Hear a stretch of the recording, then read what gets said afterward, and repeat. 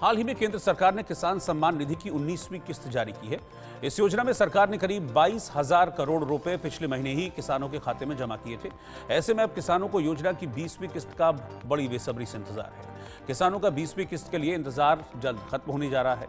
संभावना है कि योजना की 20वीं किस्त जून 2025 में जारी कर दी जाएगी। ये किस्त इस साल की दूसरी इंस्टॉलमेंट होगी। इस साल की तीसरी किस्त अक्टूबर 2025 तक जारी की जाएगी। आपको बता दें कि पिछले महीने 24 फरवरी को प्रधानमंत्री नरेंद्र मोदी ने डायरेक्ट बेनिफिट महिला किसान भी मिलता है, भी आप जान लीजिए। इसके जरिए 6,000 में किसानों के खाते में ट्रांसफर किया जाता है। और खास बात है कि इसमें बिचौलिया सिस्टम न हो, इसके लिए ये डायरेक्ट बेनिफिट दिया जाता है, यानी कि जो पैसा ये सीधे जो किसान हैं, जो पात्र किसान हैं, उनके अकाउंट में डाल दिया जाता है। अब किसान सम्मान निधि योजना में जो किसान रजिस्टर्ड हैं वो तो हैं ही।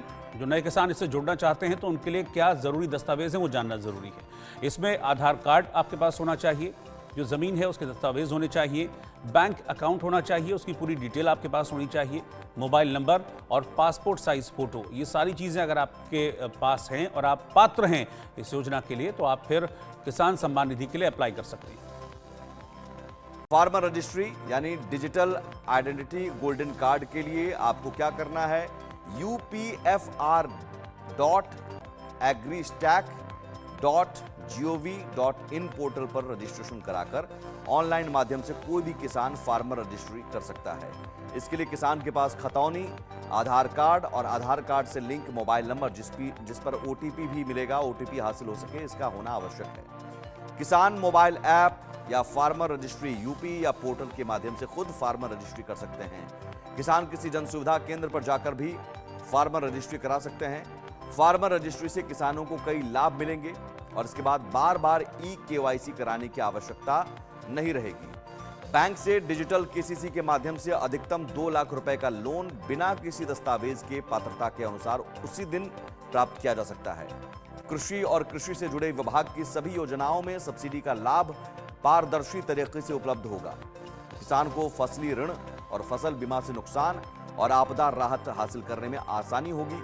न्यूनतम समर्थन मूल्य पर खरीद में किसानों का पंजीकरण ऑनलाइन माध्यम से हो सकेगा। किसानों को संस्थागत खरीदारों से जुड़कर अपनी फसलों का उचित दाम प्राप्त करने में सुविधा होगी। फार्मर रजिस्ट्री होने के बाद कोई भी डाटा रियल टाइम खतौनी के माध्यम से अपडेट होता रहेगा। फार्मर रजिस्ट्री और चीजें अन्य अपडेट होने से किसानों को किसी भी प्रकार की धोखाधड़ी से बचने में सहायता मिलेगी। आपको बता दें कि शासन के स्तर से साफ कर दिया गया है कि प्रधानमंत्री किसान सम्मान निधि की 19वीं किस्त का लाभ सिर्फ उन्हीं कृषकों को मिलेगा जिनकी फार्मर रजिस्ट्री तैयार होगी। केंद्र सरकार की इस योजना के तहत हर किस्त में किसानों के खाते में 2,000 रुपए की राशि आती है। अब 19वीं किस्त के लिए फार्मर रजिस्ट्री को अनिवार्य किया जा रहा है।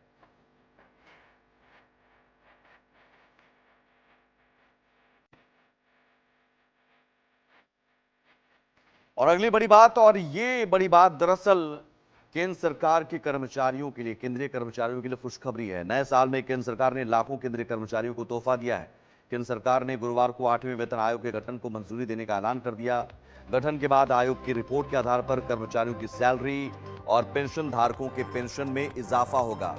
इस आयोग की सिफारिशें साल 2026 से लागू होंगी।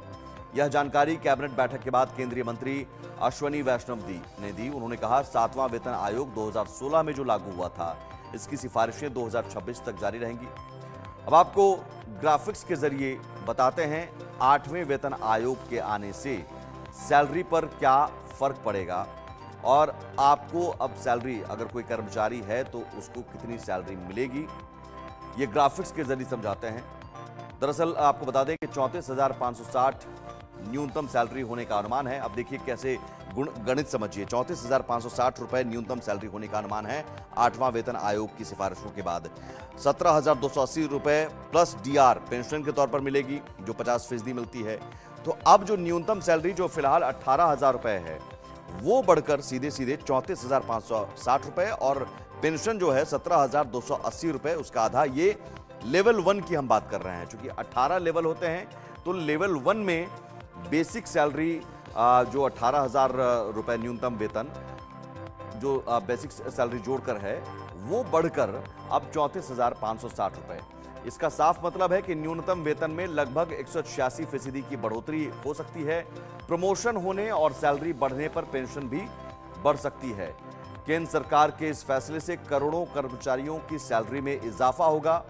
सूचना एवं प्रसारण मंत्री अश्विनी वैष्णव ने बताया कि प्रधानमंत्री नरेंद्र मोदी की अध्यक्षता में हुई मंत्रिमंडल की बैठक में 8वें वेतन आयोग के गठन का फैसला लिया गया और इस आयोग को 2026 तक अपनी रिपोर्ट सौंपनी है। 7वें वेतन आयोग का गठन 2016 में किया गया था और इसका कार्यकाल 2026 में खत्म होगा। वैष्णव ने आगे कहा कि आयोग के अध्यक्ष और 2 सदस्यों की नियुक्ति जल्द ही की जाएगी। सरकार के इस कदम का इंतजार 1 करोड़ से अधिक केंद्रीय सरकारी कर्मचारियों और पेंशन भोगियों को था और ये अपने मूल वेतन, भत्ते, पेंशन और अन्य लाभों को संशोधित करने में मदद के लिए आयोग के गठन की आस लगाए हुए थे। केंद्रीय मंत्री अश्विनी वैष्णव ने घोषणा करते हुए कहा कि आयोग का गठन 2026 तक हो जाएगा। उन्होंने आगे दोहराया कि 7वें वेतन आयोग की सिफारिशें पहले ही लागू की जा चुकी हैं। सरकार बाद में सदस्यों सहित अन्य डिटेल्स की जानकारी देगी। 7वें वेतन आयोग के द्वारा केंद्र सरकार ने कर्मचारियों के वेतन ढांचे, भत्तों और पेंशन में महत्वपूर्ण बदलाव की, जिससे वेतन समानता सुनिश्चित हुई और कर्मचारियों और सेवानिवृत्त पेंशन भोगियों दोनों को लाभ हुआ। और इसके बाद अब ध्यान 8वें केंद्रीय वेतन आयोग पर है। आपको अब बताते हैं वेतन आयोग है क्या।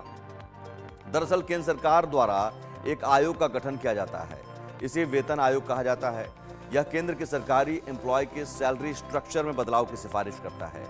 पिछला यानी 7वां वेतन आयोग फरवरी साल 2014 में गठन हुआ था और हालांकि इसे 1 जनवरी साल 2016 में लागू किया गया था। 7वां वेतन आयोग में कर्मचारियों की सैलरी 7,000 रुपए से बढ़ाकर 18,000 रुपए हो गई थी। अमूमन हर 10 साल में नए आयोग का गठन किया जाता है, तो अब 8वें वेतन आयोग के गठन की मंजूरी दी गई है। किसान योजना की 1 दिसंबर 2018 को शुरुआत हुई। छोटे और सीमांत किसानों को आर्थिक मदद देना इसका मकसद है। 3 किस्तों में हर साल 6,000 रुपए देती है सरकार और 4 महीने के अंतराल पर 2-2 हजार रुपए सीधे खातों में ट्रांसफर किए जाते हैं। अब तक किसानों के खाते में 18 किस्तें भेजी गई हैं। 24 फरवरी 2025 को 19वीं किस्त आने की उम्मीद है।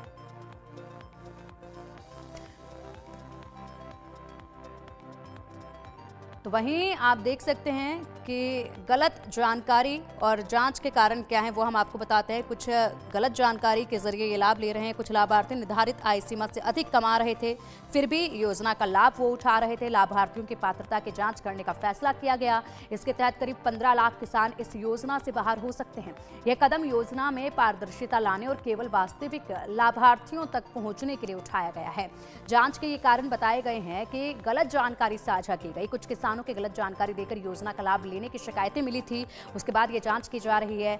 आय सीमा का उल्लंघन किया गया। कुछ लाभार्थी निर्धारित आय सीमा से अधिक कमा रहे थे, फिर भी योजना का लाभ वो उठा रहे थे, जो कि गलत था। इसकी जांच की गई। दोहरा लाभ लिया जा रहा था। कुछ मामलों में एक ही परिवार के कई सदस्य अलग अलग खातों से लाभ ले रहे थे, जबकि इस योजना का लाभ परिवार से सिर्फ एक ही सदस्य ले सकता है। अपात्र लाभार्थी, कुछ सरकारी कर्मचारी और पेंशन भोगी भी इस योजना का लाभ उठा रहे थे, जबकि सरकारी कर्मचारी और पेंशन भोगी लोगों के लिए ये जो योजना है वो नहीं है। भारत में 50% से ज्यादा लोग आज भी खेती किसानी पर ही जीवन यापन करते हैं। हालांकि ज्यादातर किसानों को आज कुछ ज्यादा मुनाफा नहीं हो रहा है। इसी वजह से केंद्र सरकार इन किसानों के लिए खास योजनाएं चलाती है। ऐसी ही एक योजना है प्रधानमंत्री किसान सम्मान निधि। साल 2019 में पीएम मोदी ने इसे लॉन्च किया था। इस खास योजना में भारत सरकार हर साल 6,000 रुपए किसानों को आर्थिक सहायता के तौर पर देती है। योजना के तहत सरकार अब तक 9 करोड़ किसानों को 3 लाख करोड़ रुपए दे रही है। योजना का लाभ लेने के लिए किसानों को कुछ पात्रताएं पूरी करनी होती हैं, लेकिन कुछ लोग फर्जी तरीके से भी इस योजना का लाभ लेते हैं, तो सरकार अब ऐसे लोगों के खिलाफ सख्त हो गई है। सरकार ऐसे लोगों से रिकवरी कर रही है। सरकारी आंकड़ों के मुताबिक फर्जी दस्तावेजों के इस्तेमाल से योजना का लाभ लेने वाले लोगों की संख्या काफी ज्यादा है। इसको लेकर सरकार को कई हजार करोड़ का आर्थिक नुकसान भी हो रहा है। लेकिन अब सरकार एक्शन मोड में आ गई है।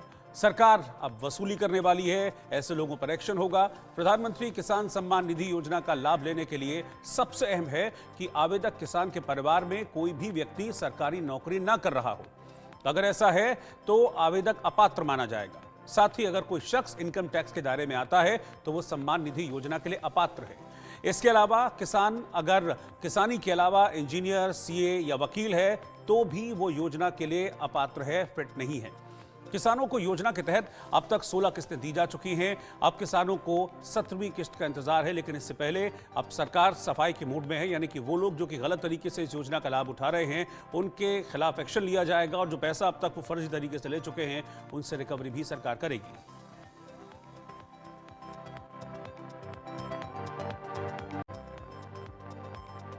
आगे बढ़ेंगे। राजस्थान की राज्य सरकार किसानों की भलाई के लिए लगातार कई कल्याणकारी योजनाएं चला रही है, जिनका सीधा लाभ राज्य के किसानों को हो रहा है। इन योजनाओं में से एक है मुख्यमंत्री किसान सम्मान निधि योजना, जो कि प्रधानमंत्री किसान सम्मान निधि योजना के समान किसानों को आर्थिक सहायता देने के लिए शुरू की गई है। मुख्यमंत्री किसान सम्मान निधि योजना के तहत किसानों को पहले 2000 रुपए की 3 किश्तों में भुगतान किया जाता था, लेकिन अब इस राशि को बढ़ा दिया गया है। राजस्थान सरकार ने मुख्यमंत्री किसान सम्मान निधि योजना के तहत मिलने वाली रकम में वृद्धि की घोषणा की है। अब राज्य के किसानों को हर साल 3000 रुपए की अतिरिक्त राशि मिलेगी। ये राशि प्रधानमंत्री सम्मान किसान के लिए जो किसान सम्मान निधि योजना होती है इसके अलावा दी जाएगी। राजस्थान के किसानों को अब 2 प्रमुख योजनाओं का लाभ मिलेगा। एक तो प्रधानमंत्री किसान सम्मान निधि योजना के तहत उन्हें 6000 रुपए मिलेंगे। उधर राज्य सरकार के मुख्यमंत्री किसान सम्मान निधि योजना के तहत अतिरिक्त यानी कि एक्स्ट्रा 3000 दिए जाएंगे। इस तरह से राजस्थान के किसानों को हर साल कुल 9000 रुपए दिए जाएंगे। कृषि क्षेत्र में बढ़ते खर्चों के बीच में ये जो अमाउंट होगा ये किसानों के लिए बहुत ज्यादा इंपॉर्टेंट साबित हो सकता है, एक बड़ा सहारा साबित हो सकता है। अब कैसे अब ये किसानों को लाभ मिला है और ये पूरी खबर क्या है, एक बार डिटेल में अपने दर्शकों को बता देते हैं। किसानों को 3000 रुपए की अतिरिक्त राशि मिलेगी और ये राजस्थान के किसानों के लिए यानी कि राजस्थान सरकार ये लेकर आई है। ये राशि प्रधानमंत्री किसान सम्मान निधि योजना के अलावा दी जाएगी। एक तो वो है किसान सम्मान निधि योजना जो 6000 रुपए किसानों को मिलता है सालाना। इसके साथ ही राजस्थान के किसानों को 3000 रुपए एक्स्ट्रा मिलेंगे। राजस्थान के किसानों को अब 2 प्रमुख योजनाओं का लाभ मिलेगा। एक तो प्रधानमंत्री किसान सम्मान निधि योजना के तहत उन्हें 6000 रुपए सालाना दिए ही जाएंगे। फिर इसके अलावा मुख्यमंत्री किसान सम्मान निधि योजना के तहत अतिरिक्त यानी कि एक्स्ट्रा अलग से 3000 रुपए उन्हें मिलेंगे। पहले किसानों को 2000 रुपए 3 किश्तों में दिए जाते थे और अब ये 6000 की जगह एक तरीके से 9000 राजस्थान के किसानों को मिल पाएंगे। और ये राजस्थान सरकार ने एक्स्ट्रा जो एक तरीके से अमाउंट है किसानों के सहूलियत के लिए, उनकी मदद के लिए जारी करने का फैसला किया है। मुख्यमंत्री किसान सम्मान निधि योजना राजस्थान के किसानों के लिए एक बड़ी राहत लेकर आई है और राज्य सरकार की इस योजना से किसानों को हर साल 9000 रुपए मिलेंगे, जो कि उनकी आर्थिक स्थिति को सशक्त बनाने में काफी सहायक साबित होंगे। साथ ही सरकार के जरिए दी गई अन्य योजनाएं जैसे कि फसली लोन, ब्याज मुक्त लोन और सहकारी समितियों का गठन किसानों की भलाई में महत्वपूर्ण भूमिका निभाने का काम करेंगे और इससे किसानों को काफी ज्यादा हेल्प मिलेगी। महिलाओं की आर्थिक स्वतंत्रता को बढ़ावा देने के लिए सरकार ने सरकार साल भर में 6000 रुपए की सहायता किसानों को देती है, जिसके तहत वो खेती से जुड़े अपने खर्चों से निपट सकते हैं। इसके लिए उन्हें 2-2 हजार रुपए की किस्त में पैसे मिलते हैं। इसमें छोटे किसान अप्लाई करके इसका फायदा उठा सकते हैं। अभी पीएम किसान योजना की 18वीं किस्त का पैसा प्रधानमंत्री नरेंद्र मोदी ने एक कार्यक्रम में 5 अक्टूबर 2024 को जारी किया था। अब 19वीं किस्त का पैसा मिलना है। नए किसानों को 19वीं किस्त के लिए आवेदन देना होगा और इसके लिए रजिस्टर्ड किसानों का ई-केवाईसी कराना जरूरी है। ओटीपी आधारित ई-केवाईसी पीएम किसान पोर्टल पर किया जा सकता है। साथ ही नजदीक के सीएससी सेंटर्स में बायोमेट्रिक के जरिए भी ई-केवाईसी करवाया जा सकता है। आपको बता दें कि प्रधानमंत्री किसान सम्मान निधि योजना के तहत अब तक 3.46 लाख करोड़ रुपए से अधिक की राशि बांटी जा चुकी है। इस योजना के तहत 11 करोड़ से ज्यादा किसानों को 18 किश्तों में ये फायदा मिला है। साथ ही केंद्र सरकार द्वारा किए गए महत्वपूर्ण प्रयासों से 18वीं किस्त में फायदा पाने वाले लाभार्थियों की संख्या बढ़कर 9 करोड़ 58 लाख हो गई। पीएम किसान योजना का फायदा पाने के लिए सरकार ने कुछ शर्तें रखी हैं। बस कुछ किसान ही हैं जो इसका फायदा ले सकते हैं। इस योजना में शहरी और ग्रामीण दोनों क्षेत्रों के किसान आवेदन कर सकते हैं। लघु और सीमांत किसान परिवार भी आवेदन दे सकते हैं। इस योजना के तहत खेती योग्य भूमि वाले भूमिधारक किसान परिवार अपने नाम पर आवेदन कर सकते हैं।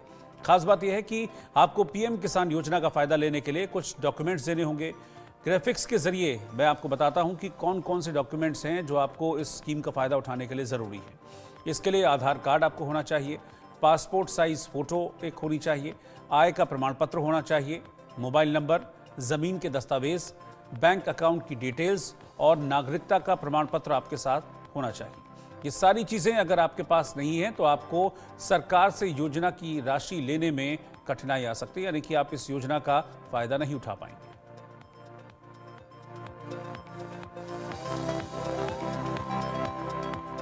एक फरवरी को देश का आम बजट पेश होने वाला है। ऐसे में इसे लेकर तैयारियां भी बड़े जोर शोर से। अगर आप एक किसान हैं तो आप भारत सरकार की प्रधानमंत्री किसान सम्मान निधि योजना से जुड़कर लाभान्वित हो सकते हैं। इस योजना से मौजूदा समय में एक बड़ी संख्या में लोग जुड़े हुए हैं। बात अगर इस योजना के अंतर्गत मिलने वाले लाभ की करें तो इस योजना के पात्र किसानों को सालाना 6,000 रुपए दिए जाते हैं और इस पैसे को 2-2 हजार रुपए की 3 किस्तों में दिया जाता है।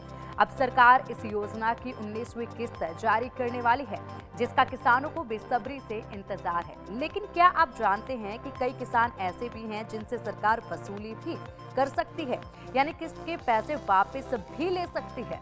दरअसल पीएम किसान योजना से जुड़े उन किसानों से वसूली हो सकती है जो किसान अपात्र होने के बाद भी गलत तरीके से इस योजना में शामिल हुए हैं।